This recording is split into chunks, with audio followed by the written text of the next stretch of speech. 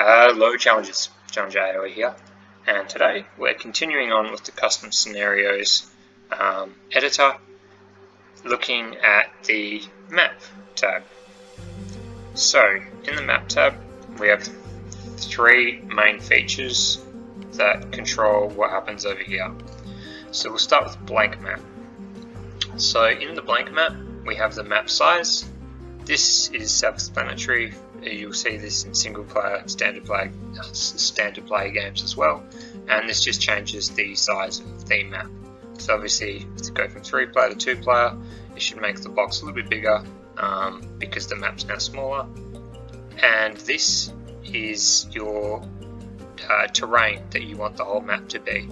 As blank map suggests, it's going to make an entirely blank map, only with the terrain that you choose. So I'm going to generate a 2-player map with bamboo, and that's it there. So the whole map is now 2-player. You can tell because the box is bigger and it's all bamboo. The next box here is AI map type. What this does is changes the way the AI interact with the map when you place AI into the editor. So obviously this is important because if you are generating a map that's an arena and you set the players on Team Island, say, the AI is probably not going to have a good time because it's going to be doing some sort of boat build when there's no water. So this is important, not so much for blank map, but if you're making a water map and you want the AI to be heavy on water, maybe it's a good idea to change the AI map type. The next box here is the color mode, and this is purely just the saturation. So if you go winter, it's going to be cold. Colors, everything's going to be a bit faded and pale. Autumn will be a bit more golden and yellow. Desert will be a little bit more intense, I would say. Jungle's a little bit more green and misty. And empty is just standard. It doesn't really change much, it's just more atmosphere. We'll talk about these two a little bit later. So next is random map. Same thing again, you can choose how many players you're going to have for the map size. And now, this time, random map location. Now it will generate the map location that you want. So, as per the example, I'm going to say arena, and I'm just going to leave this on Acropolis. I'm going to generate map, and there we are. We've generated a 2-player map on arena, and you'll see it's no longer on Acropolis. Scrolling down, you'll see that's auto sent the AI to arena. So that's one way for you to not screw it up. Looks like the biome in this is winter, so it's also changed the color mood to winter. One thing you'll notice here now is you have team positions and extend map. Team positions purely is for team games. It means that teams will be put together as opposed to randomly placed around the map. That is the exact same for a standard game. And you also have the option to extend the map. What this does is you can take your 2-player map and make it smaller or larger. So I'm going to take this 2-player map and I'm going to change it to a 4-player map.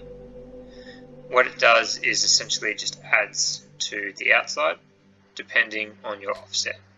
So if I want this to be in the center of my new map, then I select center. For the example, I'm going to say north. So what we're going to find is this, as you see it, will be at the top of the map now, and everything else will be extended below and around it, like such. Possibly a useful tool, not so much for random maps.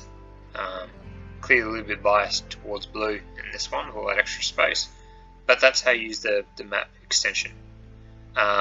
Script file name is something a little bit more complicated that we probably won't touch on in this series, potentially in a future series when we go into more advanced map making. But essentially you can write code and recall code and determine, things such as how many gold piles are going to be randomly generated and how far away from town centres, and that's how you create this random map generation with your own custom maps. Finally, let's look at seed maps. So seed maps, you'll see everything is the exact same except for the seed now appears. So in random map it was frozen, in seed map you can now access it. So a seed is essentially a random number that's been assigned to a map, but it's probably not so random because for instance seed 2 on this will always, sorry, how about this, will generate seed 2 map.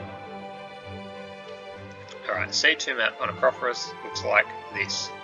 Seed 2 is always going to look like this. This is essentially number 2. Of all the Acropolis maps, this is number 2. So if I go 3 and generate the map, this is the 3rd Acropolis map in the generation. And now if I go back to 2, it should be the exact same map.